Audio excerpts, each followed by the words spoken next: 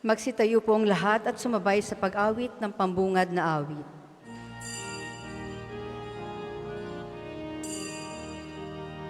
Magpuri kayo sa Panginoong Diyos, lahat ng santinakpan. Magsiawit kayo at siya'y pagdangal magpakailanman.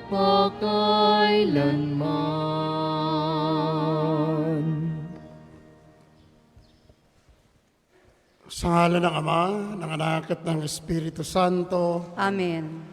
ang pagpapala ng ating Panginoong Kristo, ang pag-ibig ng Diyos Ama, at ang pagkipagkaisa ng Espiritu Santo naway laging sumainyo. At sumainyo rin.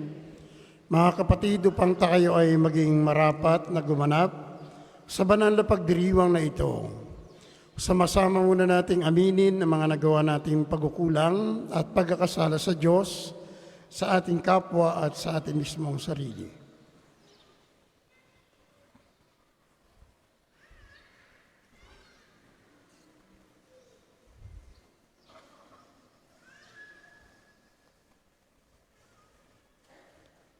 At buong kababaang loob nating sambitin, inaamin ko sa makapangyarihang Diyos at sa inyo mga kapatid, na lubha akong nagkasala sa isip, sa salita at sa gawa, at sa aking pagkukulang. Kaya isinasamo ko sa mahal na Birheng Maria, sa lahat ng mga anghel at mga banal, at sa inyo mga kapatid, na ako'y panalangin sa Panginoong ating Diyos. Kaawaan tayo ng makapangyarihang Diyos, patawarin tayo sa ating mga kasalanan, at patnubayan tayo sa buhay na walang hanggan. Amen. Panginoon, kaawaan mo kami.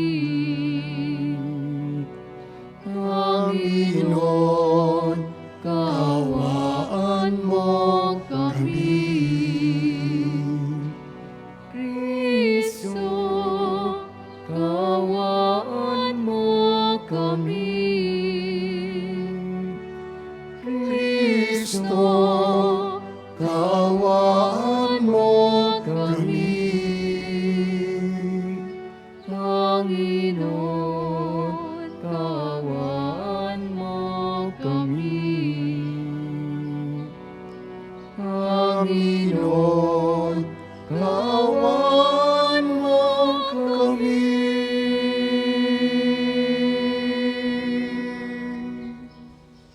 Manalangin tayo.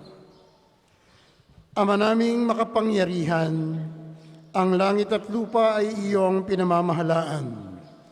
Dinggin mo ang pagluhog ng iyong sambayanan at pagkalooban mo kami ng kapayapaan araw-araw sa pamamagitan ni Jesucristo, kasama ng Espiritu Santo, magpa sa walang hanggan. Amen.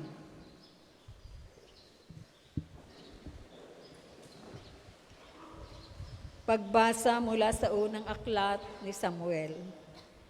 Nung mga araw na iyon, sinabi ng Panginoon kay Samuel, "Huwag mong ikalungkot ng labis ang pagkakaalis ko kay Saul bilang hari. Magdala ka ng langis at pumunta ka kay Hese na taga Bethlehem, sapagkat pinili ko na maging hari ang isa sa kanyang mga anak." Sumagot si Samuel, "Paano ako pupunta roon? Tiyak na papatayin ako ni Saul kapag nalaman niyang nagpunta ko roon." Sinabi ng Panginoon, "Magdala ka ng isang dumalagang baka at sabihin mong maghahandog ka sa akin. Anyayahan mo si Hese at ituturo ko sa iyo kung ano ang gagawin mo at kung sino ang papahiran mo ng langis." Sinunod ni Samuel ang utos sa kanya ng Panginoon. Nagpunta nga siya sa Bethlehem. Siya'y sinalubong ng matatanda ng lungsod at nanginginig na itinanong, "Sa ikabubuti ba namin ang inyong pagparito?" "Oo," sagot niya, "naparito ako upang maghandog sa Panginoon." Ihanda ninyo ang inyong sarili at sumama kayo sa akin. Pinahanda rin niya kay Hese ang mga anak nito at inanyayahan sa paghahandog. Nang magkaharap-harap na sila, nakita ni Samuel si Eliab. Pinagmasdan niya itong mabuti at sinabi sa sarili, ito siguro ang hinirang ng Panginoon para maging hari. Ngunit sinabi sa kanya ng Panginoon, huwag mong tingnan ang kanyang taas at kakisigan. Hindi siya ang hinirang ko. Ang batayan ko ay di tulad ng batayan ng tao. Panlabas na anyo ang tinitingnan ng tao, ngunit puso ang tinitingnan ko. Pagkaraan ni Eliab, tinawag ni Hese si Abinadab at pinaraan din sa harapan ni Samuel. Ngunit umiling si Samuel at sinabi, hindi rin siya ang hinirang ng Panginoon. Tinawag ni Hese si Sama, ngunit sinabi rin ni Samuel na hindi ito ang pinili ng Panginoon. Isa-isang tinawag ni Hese ang 7 niyang anak, ngunit walang pinili sa kanila ang Panginoon.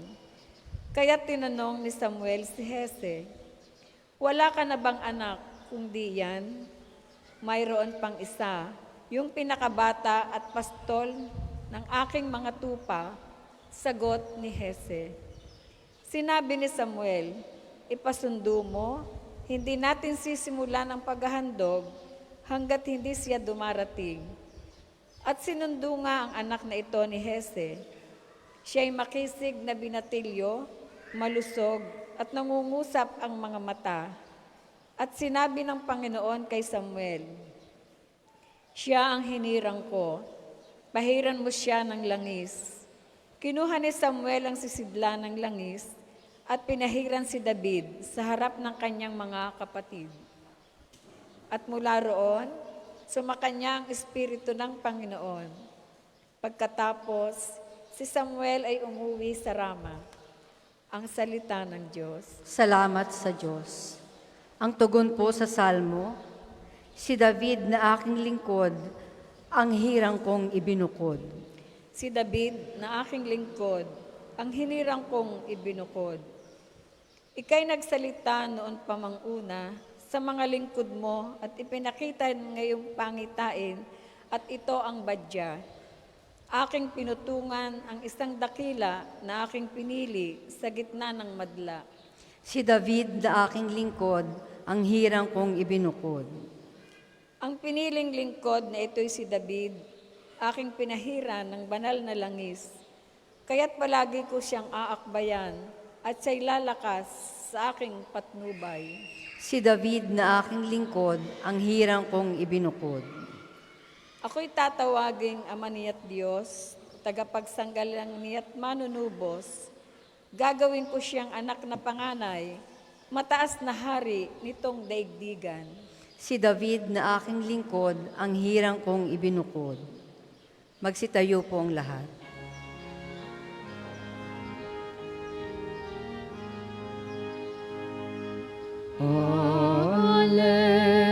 Alleluia, alleluia,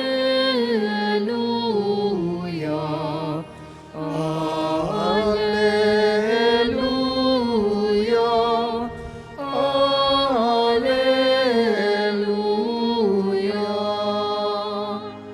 Diyos ama ni Yesu Kristo, kami ay liwanagan mo at tutugon kami sa iyo.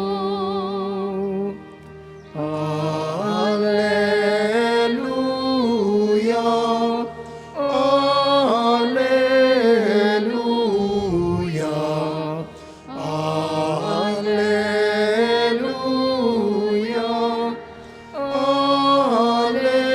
alleluia. Sumainyo ang Panginoon. At sumainyo rin. Ang mabuting balita ng Panginoon ayon kay San Marcos. Papuri sa iyo, Panginoon. Isang araw ng pamahinga, naparaan si Jesus sa kanyang mga alagad sa tabi ng triguhan. Habang daay nangingitil ng uhay ang mga alagad, kaya sinabi ng mga Pariseo kay Jesus, "Tingnan mo ang ginagawa ng iyong mga alagad. Bawal iyan kung araw ng pamamahinga." Sinagot sila ni Jesus, "Hindi pa ba ninyo nababasa ang ginawa ni David noong si Abiatar ang pinakapunong saserdote, nang siya at ang kanyang mga kasamay magutom at walang makain? Pumasok siya sa bahay ng Diyos at kumain ng tinapay na handog sa Diyos. Ayon sa kautusan, ang mga saserdote lamang ang may karapatang kumain iyon, ngunit kinain iyon ni David at binigyan pa ang kanyang mga kasama." Sinabi pa ni Jesus, "Itinakda ang araw ng pamamahinga para sa kabutihan ng tao. Hindi nilikha ang tao para sa araw ng pamamahinga. Kaya't maging ang araw ng pamamahinga ay nasa ilalim ng kapangyarihan ng anak ng tao."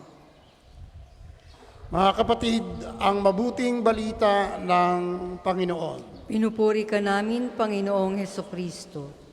Tayo po ay magsiupo. Magandang umaga po sa inyong lahat. Magandang umaga din po, Father. Maligayang pagdating po dito sa Pambansang Dambana ni Santo Padre Pio. Isa po sa nakakahanga na makita dito sa lugar na ito, sa Pambansang Dambana ni Santo Padre Pio, ay ang dami ng tao na pumupunta dito. Napakarami ng tao na dumadalo sa pagdiriwang ng banal na misa, lalo na kapag araw ng linggo. Kaya ako'y hanga, ako po'y unang mapapunta rito. Sabi, ba? Ay, ganun pala talaga karami ang tao. Sipin niyo, pag linggo, ang misa ay alas 5 ng umaga. Napakarami na ng tao. Hanggang yung sa alas 6 ng gabi, napakarami pa rin ng tao. Kaya sabi ko, naisip ko, ibig sabihin marami pa rin ang nagsusumikap na tukdin ang utos ng Panginoon na manghiling ka kung linggo at piyestang pangilin. Ibig sabihin, patuloy pa rin pinagsusumikapan na sundin ang utos ng Diyos. Kaya nga, nakakahanga, napakarami ng tao. Kaya sa ating Ebanghelyo, napagtuunan ng pansin ang isang mahalagang utos ng Diyos, yung pangingilin kapag araw ng linggo. You should keep holy the Sabbath day. At alam naman natin, itong mga Pariseo, mula doon sa 10 utos na tinanggap ni Moises, napakarami pa nung maliliit na batas na idinugtong nila doon sa 10 utos. Kung kaya nga kasama na rito yung kapag doon sa utos tungkol sa araw ng Sabat, kasama na doon itong mga iba't ibang pagkilos na hindi dapat gawin bilang paggalang doon sa araw ng pamamahinga. At isa na rito, ayun nga, yung pangingitil ng uhay, yung pagpitas. Kung titingnan natin, maliit lang, pero ito'y kasama doon sa inilinya na mga gawain na hindi dapat gawin kapag araw ng pamamahinga. Kung kaya nga, nakakita ng mga Pariseo yung ginagawa ng mga alagad ng ating Panginoon, na habang daan sila'y nangingitil ng uhay, tinanong nila ang ating Panginoon, o sinabihan nila ang ating Panginoon, "Tingnan mo ang ginagawa ng iyong mga alagad." At mariin na sinabi, bawal iyan sa araw ng pamamahinga. Pero napakaganda ng tugon ng ating Panginoon. Tunay, alam na nandoon, inilagay nila ito na bawal.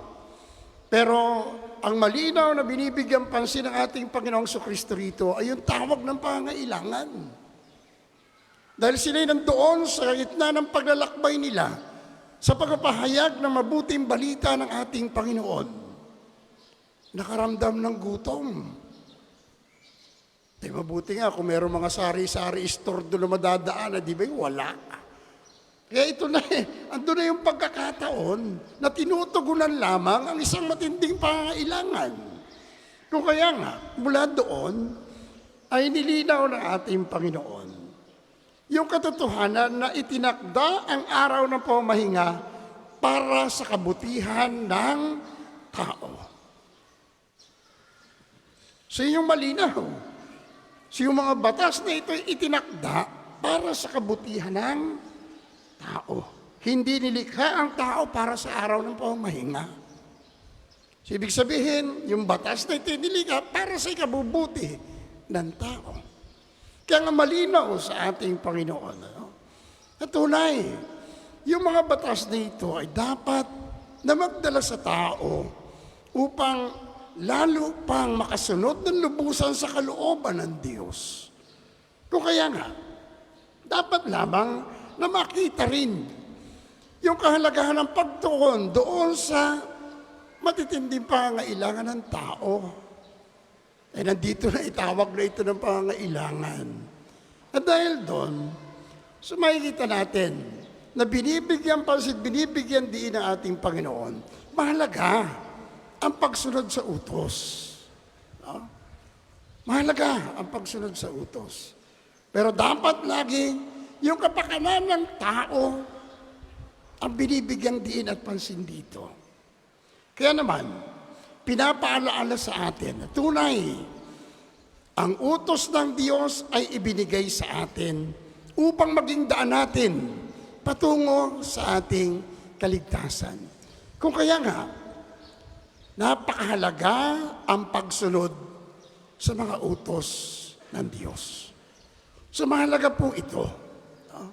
Kung kaya nga, ang dapat makita natin ang lubusan ay yung pinakapuso ng utos na ito. Yung pinakapuso ng batas na walang iba kundi ang pag-ibig. Kung kaya nga, sa pagsunod natin doon sa utos ng Diyos, dapat ito'y magdala sa atin upang lalo pa nating maipahayag ang pag-ibig natin sa Diyos at isiwalat ito sa pamamagitan ng pagpapadama ng pag-ibig sa ating kapwa. Kaya nga, yung pagsunod natin sa batas, sa utos tungkol sa araw ng pamahinga, ay dapat lagi nating bigyang pansin. Kinakailangan tayo'y mag-alay ng panahon para sa ating Panginoon. At ang pag-aalay na ito ay dapat na magdala sa atin upang tayo ay makapagpahayag ng ating pag-ibig at paglilingkod sa ating kapwa. Sapagkat baliwala yung ating pagpapahayag ng pag-ibig sa Diyos kung hindi naman natin ito ipinadarama sa ating kapwa, lalo't higit sa ating mga kapwang nangangailangan. Kaya nga, ibig sabihin lamang, yung pagpapahayag natin ng pag-ibig sa Diyos, lalo't higit sa pamamagitan ng paglalaan natin ng panahon at pagsisimba sa araw ng linggo, dapat ito'y magdala sa atin upang tayo ay makapagpahayag ng lubusang pag-ibig sa ating kapwa. Kaya nga, tingnan natin mabuti, no? Baka tayo simba ng simba paglinggo. No? Pag-uwi naman sa bahay, ay ano kaya ang ating ginagawa? Di ba? Baka naman ganun tayo kalupit. Kalupit sa mga kasambahay. Ganun kalupit sa mga kasama sa bahay. Ganun kalupit sa mga anak, sa asawa. Ito ang inaasahan sa atin, na yung tinanggap nating biyaya mula sa Diyos, ipadarama natin sa ating kapwa. Dahil ang pag-ibig sa Diyos ay tunay na magaganap kung ito ay ina-extend natin sa ating kapwa, sa ating komunidad. Kaya hindi po ito mapaghihiwalay. Ito yung cross-like dimension of the law of love. Kaya sana, sa pagsusubikap natin, na tupdiin ang utos ng Diyos, huwag natin kalilimutan na dapat ito ay maipahayag din natin sa ating kapwa.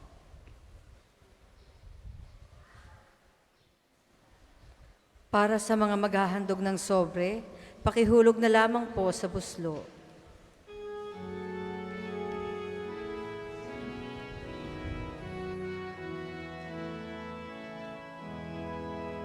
Panginoon, naririto kami ngayon, naghandog ng aming alay. Dala namin ang alak at tinapay na bunga ng aming pagsisikap. Panginoon, naririto kami ngayon, naghandog ng aming alay. Dala namin ang alak at tinapay na bunga ng aming pagsisikap. Magsitayo po ang lahat. Manalangin kayo mga kapatid upang paghahay natin ay kalugdan ng Diyos amang makapangyarihan. Tanggapin nawa ng Panginoon itong paghahain sa iyong mga kamay, sa kapurihan niya at karangalan, sa ating kapakinabangan at sa buong sambayanan niyang banal. Ama naming lumikha, ipagkalobong marapat na ganapin ang banal na paghahain, sapagkat tuwing ipinagdiriwang ang alaala ng anak mong nag-alay, ang pagliligtas niya sa tanan ay nangyayari upang aming pakinabangan sa pamamagitan niya, kasama ng Espiritu Santo, magpasawalang hanggan. Amen.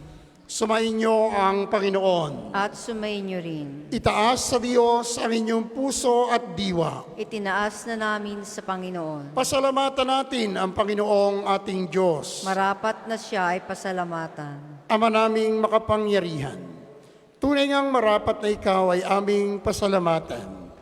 Sa iyong paglingap at kagandahang loob, ang tao'y nilikha mo at pinangasiwa sa sansinukob.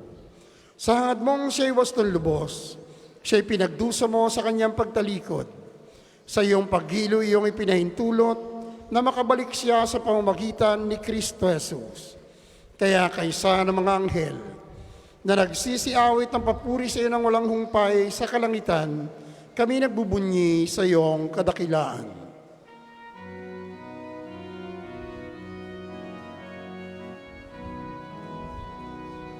Santo, Santo, Santo, Panginoong Diyos ng mga hukbo, napupuno ang langit at lupa ng kadakilan mo. Hosana, Hosana, sa kaitaasan,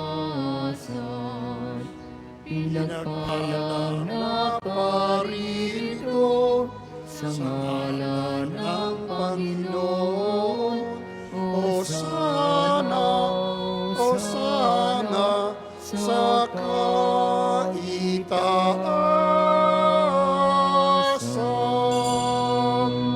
Kung hindi kayang lumuhod, manatili pong nakatayo ng may paggalang.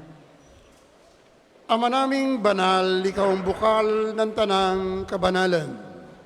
Kaya't sa pamamagitan ng iyong Espiritu, gawin mong banal ang mga kaloob na ito upang para sa amin ay maging katawan at dugo ng aming Panginoong Hesukristo. Bago niya pinagtiisang kusang loob na maging handog, hinawakan niya ang tinapay. Pinasalamatan kaniya, pinagati-hati niya iyon.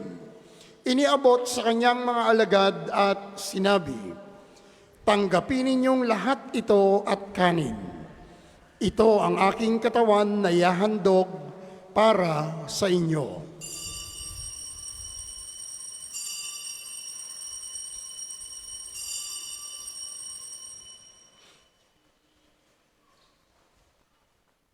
Gayun din naman noong matapos ang hapunan, hinawakan niya ang kalis. Muli kaniyang pinasalamatan. Iniabot niya ang kalis sa kanyang mga alagad at sinabi, "Tanggapin ninyong lahat ito at inumin. Ito ang kalis ng aking dugo ng bago at walang hanggang tipan. Ang aking dugo na ibubuhos para sa inyo at para sa lahat sa ikapagpapatawad ng mga kasalanan.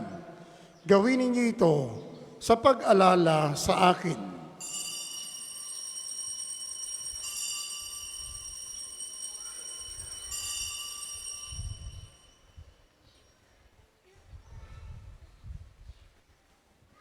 Ipagbunyi natin ang misteryo ng pananampalataya.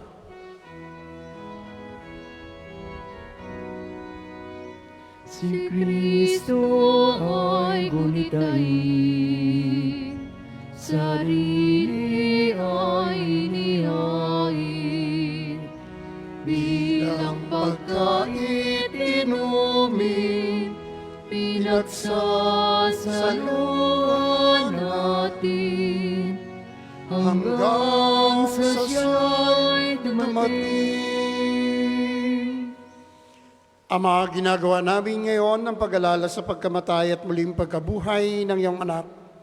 Kaya tiniaalay namin sa iyo ang tinapay na nagbibigay buhay at ang kalis na nagkakaloob ng kaligtasan.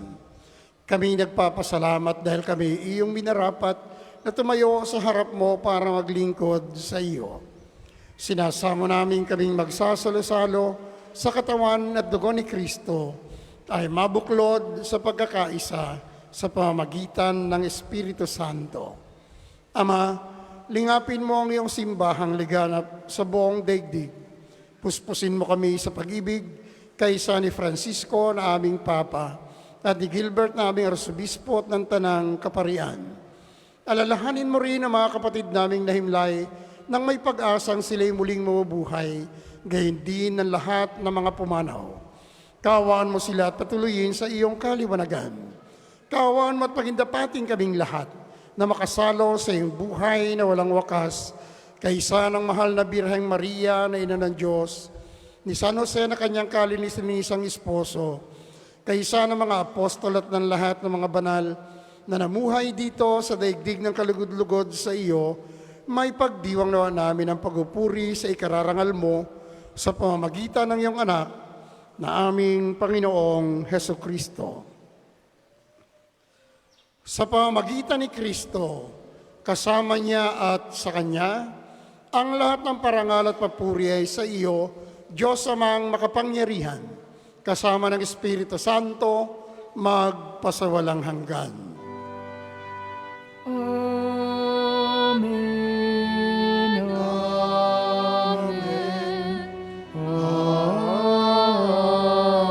Amen. Sa tagubili ng mga nakagagaling na utos sa turo ni Jesus, sa Panginoon natin na Diyos, ipahayag natin ng lakas loob. Ama namin, Sumasalangit ka, sambahin ang ngalan mo. Mapasa amin ang kaharian mo. Sundin ang loob mo dito sa lupa para nang sa langit. Bigyan mo kami ngayon ng aming kakanin sa araw-araw. At patawarin mo kami sa aming mga sala, para ng pagpapatawad namin sa nagkakasala sa amin. At huwag mo kami ipahintulot sa tukso, at iadya mo kami sa lahat ng masama. Hinihiling namin kami iadya sa lahat ng masama, pagkalooban ng kapayapaan na araw-araw. Iligtas sa kasalanan at iliyo sa lahat ng kapahamakan, samantalang aming pinananabikan ang dakilang araw ng pagpapahayag ng tagapagligtas naming si Yesu Kristo. Sapagkat iyo ang kaharian at ang kapangyarihan at ang kapurihan Magpakailanman. Amen. Panginoong Jesucristo, sinabi mo sa iyong mga apostol, kapayapaan ang iniiwan ko sa inyo, ang aking kapayapaan ang ibinibigay ko sa inyo. Tungayan mo ang aming pananampalataya at huwag ang aming mga pagkakasala.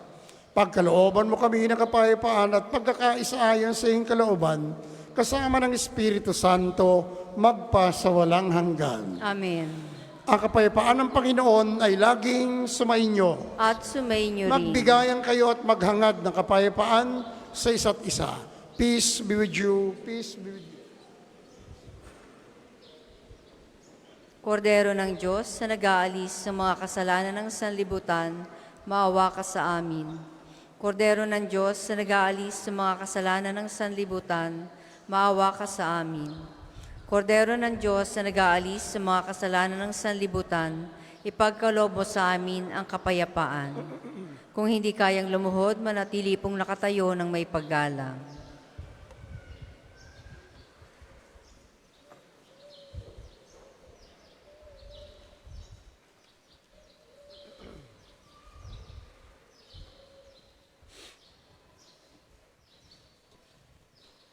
Mga kapatid, narito si Kristo, ang Kordero ng Diyos. Narito siya nag-aalis ng mga kasalanan ng sanlibutan. Mapalad tayong inanyayahan sa kanyang banal na piging. Panginoon, di ako karapat-dapat na magpatuloy sa iyo, ngunit sa isang salita mo lamang ay gagaling na ako.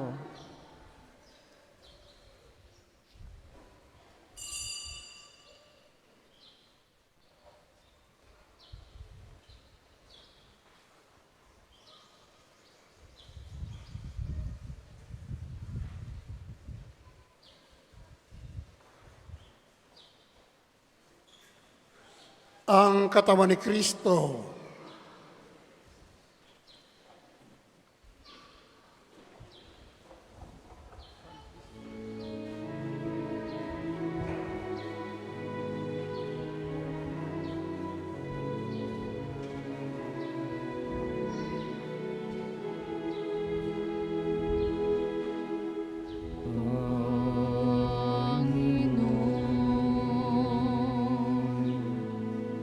Turuan mo akong maging bukas palad. Turuan mo akong maglingkod sa iyo, magbigay ng ayon sa nararapat, na walang hinihintay mula sa'yo, na makibak ang di inalintanan, mga hirap na dinaranas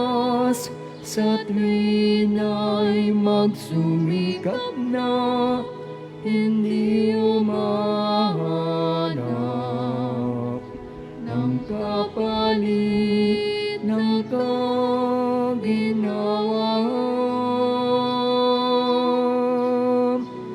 na di naghihintay kundi ang aking mabatid na ang loob mo siyang sinusundan.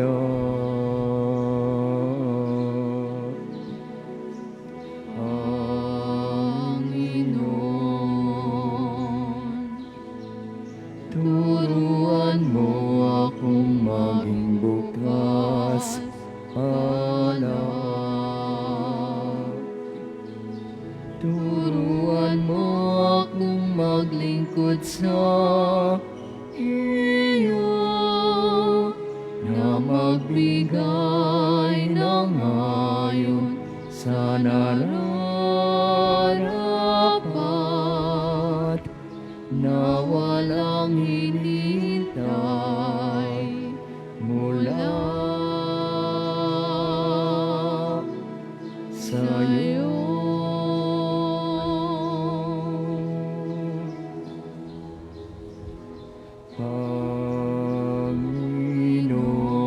Panginoon, turuan mo akong maging bukas palad.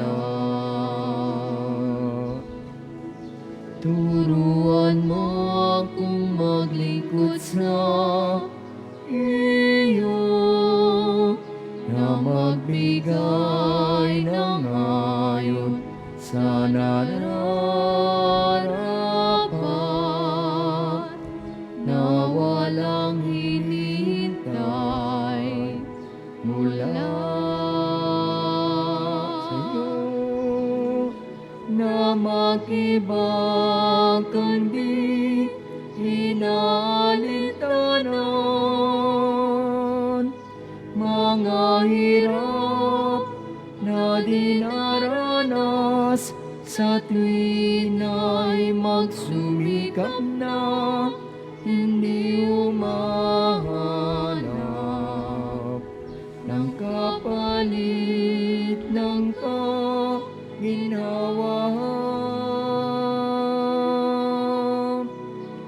na di naghihintay kundi ang aking mabatid na ang loob mo'y siyang sinusundan. Ang isasagawang second collection ay ginagamit sa patuloy na pagpapaunlad ng parokya at pambansang dambana ni Santo Padre Pio. Salamat po sa inyong handog. Panginoon, turuan mo akong maging bukas palad. Turuan mo akong maglingkod sa iyo na magbigay ng ayon sa nararapat na walang hinihintay mula sa iyo.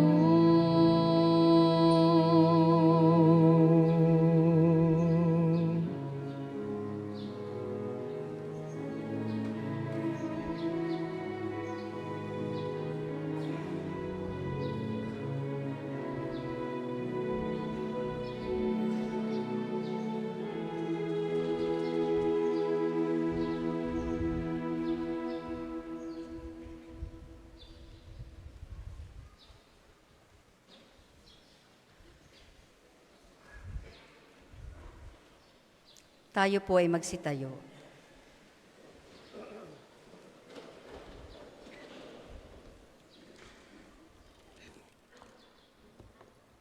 Manalangin tayo. Ama naming mapagmahal, padaluin mo sa amin ang batis ng Espiritu ng iyong pag-ibig upang kami pinapagsalo mo sa pagkaing iyong bigay para kami pagbuklurin ay magkaisa sa pananalig sa iyo sa pamamagitan ni Jesucristo kasama ng Espiritu Santo magpasawalang hanggan. Amen. Panalangin ng pagtitiwala kay Santo Padre Pio.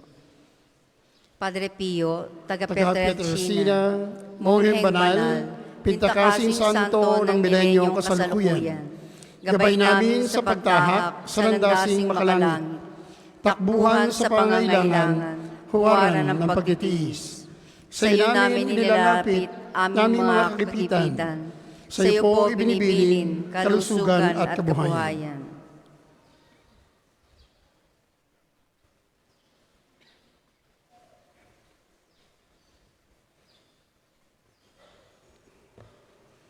Di man karapat-dapat, kami po ay pagbigyan. Bendisyonan at basbasan, maging ganap sa buhay. Lumayo nawa kami, umiwas sa kasalanan. Lumapit lagi sa Diyos, maging matatag at matibay. Sa mabuting balita ng pagliligtas, turuan mo kami nawa. Sa tuwin ay makinig, magnilay at sumampalataya. Amin po ang pakiusap, itong mga kahilingan. Puso ay nagsisisi, nagtitikang taimtiman. Di na muling magkasala, sunod lagi sa Diyos Amang, kaysa ng Espiritu at ni Jesus sa tagapamagitan. Amen. Amen. Magsiupo po ang lahat para sa ilang patalastas. Una, sa inyong pagdalaw sa pambansang dambana, mangyaring pakaingatan ang inyong mga personal na gamit. Hangad namin ang isang matiwasay at maayos na pagbisita sa National Shrine.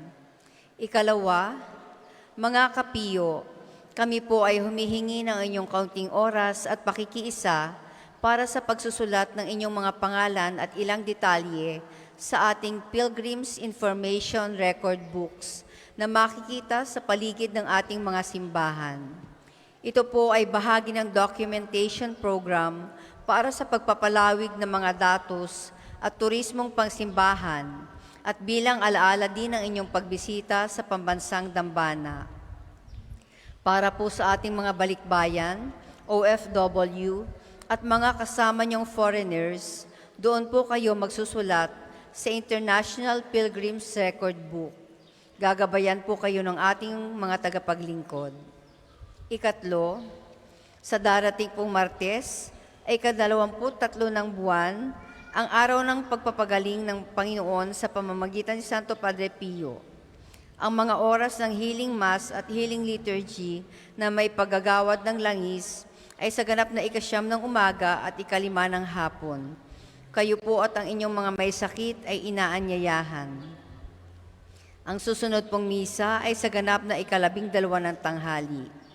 Maraming salamat po at mangyaring panatilihin natin ang kalinisan, katahimikan at diwa ng pananalangin sa loob at labas ng ating mga simbahan. Magsitayo na po ang lahat para sa pagbabasbas ng religious articles. Mga kapatid, manalangin tayo sa Diyos Amang makapangyarihan upang tayo ay maging kawangis ni Kristo sa taimtim pagdalangin sa tulong ng mga larawan at dasalan. O Panginoong Diyos, Ikaw ang bukal ng lahat ng pagpapala at biyaya. Ibuhos mo ang iyong bendisyon sa mga gamit na ito sa pananalangin, mga rosaryo, imahen at dasalan na nagpapaalala ng iyong kabutihan, kabanalan at pagmamahal sa amin, upang ang lahat na dumulog at magdasal, gamit ang mga ito, ay magtamo ng iyong awa at biyaya. Loobin mong tularan nila ang kabanalan at aral ng Panginoon at ng mga santo, magpa sa walang hanggan. Amen. Ama namin, sumasalangit ka, sambahin ang ngalan mo. Mapasa amin ang kaharian mo. Sundin ang loob mo dito sa lupa para nang sa langit. Bigyan mo kami ngayon ng aming kakanin sa araw-araw at patawarin mo kami sa aming mga sala para nang pagpapatawad namin sa nagkakasala sa amin at huwag mo kaming ipahintulot sa tukso at iadya mo kami sa lahat ng masama. Amen. Aba, Ginoong Maria, napupuno ka ng grasya, ang Panginoong Diyos ay sumasa iyo. Bukod kang pinagpala sa babaeng lahat, at pinagpala naman ang iyong anak na si Jesus. Santa Maria, Ina ng Diyos, ipanalangin mo kaming makasalanan, ngayon at kung kami mamamatay. Amen. Luwalhati sa Ama, sa Anak at sa Espiritu Santo, kapara nung una, ngayon at magpasawalang hanggan. Amen. Ama namin, sumasalangit ka, sambahin ang ngalan mo. Mapasa amin ang kaharian mo. Sundin ang loob mo dito sa lupa para nang sa langit. Bigyan mo kami ngayon ng aming kakanin sa araw-araw at patawarin mo kami sa aming mga sala para nang pagpapatawad namin sa nagkakasala sa amin. At huwag mo kaming ipahintulot sa tukso at iadya mo kami sa lahat ng masama. Amen. Aba, Ginoong Maria, napupuno ka ng grasya, ang Panginoong Diyos ay sumasa iyo. Bukod kang pinagpala sa babaeng lahat, at pinagpala naman ang iyong anak na si Jesus. Santa Maria, Ina ng Diyos, ipanalangin mo kaming makasalanan, ngayon at kung kami mamamatay. Amen. Luwalhati sa Ama, sa Anak at sa Espiritu Santo, kapara nung una, ngayon at magpasawalang hanggan. Amen. Ama namin, sumasalangit ka, sambahin ang ngalan mo. Mapasa amin ang kaharian mo, sundin ang loob mo dito sa lupa para nang sa langit. Bigyan mo kami ngayon ng aming kakanin sa araw-araw at patawarin mo kami sa aming mga sala para nang pagpapatawad namin sa nagkakasala sa amin. At huwag mo kaming ipahintulot sa tukso at iadya mo kami sa lahat ng masama. Amen. Aba, Ginoong Maria, napupuno ka ng grasya, ang Panginoong Diyos ay sumasa iyo. Bukod kang pinagpala sa babaeng lahat, at pinagpala naman ang iyong anak na si Jesus. Santa Maria, Ina ng Diyos, ipanalangin mo kaming makasalanan, ngayon at kung kami mamamatay. Amen. Sumainyo ang Panginoon. At sumainyo rin. Pagpalain kayong lahat na makapangyarihang Diyos, Ama, Anak at Espiritu Santo. Amen. Tapos na po ang ating banal na pagdiriwang, umayo kayo sa kapayapa at pag-ibig ng ating Panginoong Jesucristo. Salamat sa Diyos. Ayaw at ipahayag kanyang pagkaling at habag, isabuhay pag-ibig at katarungan, tanda ng kanyang kaharian.